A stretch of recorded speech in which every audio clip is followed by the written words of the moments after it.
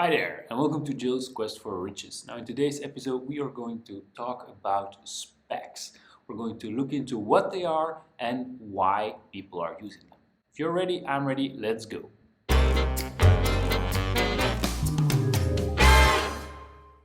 So, what are specs? Well, spec stands for Special Purpose Acquisition Company. So, clear for everybody that we're talking about a company here. These companies are actually shell companies.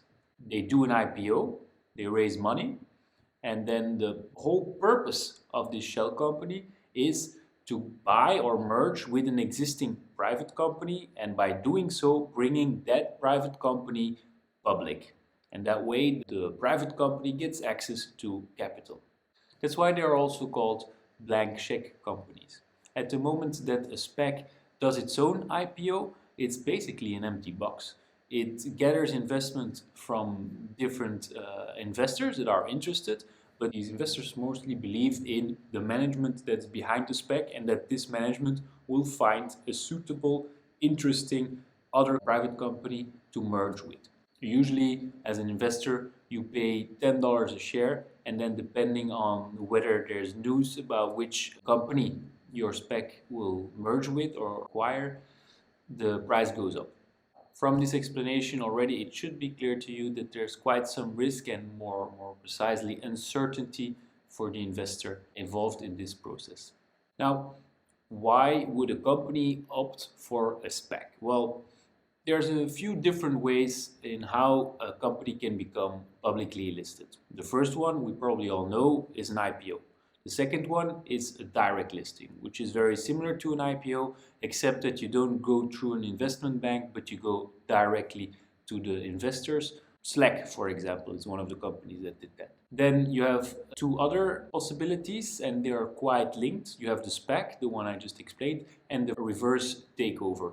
And that's where instead of having this shell company, you do a reverse takeover of an already existing company that's basically also a ghost company, an empty box company as well, but that already exists from a long time ago. For example, some mining companies in the States from the 1800s that haven't seen any activity in the last 50 or 100 years, but are still traded actually on the stock exchange.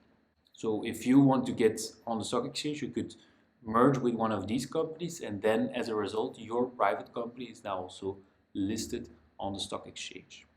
So reverse takeovers are quite similar to SPACs. That still doesn't answer the question, why SPACs? Well, it's first of all a way to get listed faster. The IPO process, for example, takes relatively long, can take up to 6 months, whilst getting listed through a spec can take just 1, 2, maybe 3 months, so drastically faster. Another reason why it's interesting for a private company to go public through a spec is because the due diligence process is relatively easier, lighter than with an IPO. Now, what is a due diligence process? Well, it's the whole process that involves checking and analyzing the revenues, the profits, the margin, the valuation, the competition, the management, the balance sheet, well, the whole shebang actually. That process is called due diligence. Not to say that there's no due diligence involved when we talk about a merger with a spec, but it's significantly easier or lighter than when we're talking about an IPO. A few examples of specs, let's say private companies that went public through a spec, are Virgin Galactic, Nikola Motor Corporation, and DraftKings, 3 names you might have heard of before. So that's it for today. I just want to let you know that I do aim to make a follow-up video where I dive a little bit deeper into what else you should know about specs. At this point, I just hope that you, 1, understand what specs are and why they are used, and 2, that you already have a general idea about the risk level involved. If not, personally, I consider specs more risky than IPO investments, and I consider investing in an IPO more risky than investing in an average publicly traded company. But that's my personal opinion.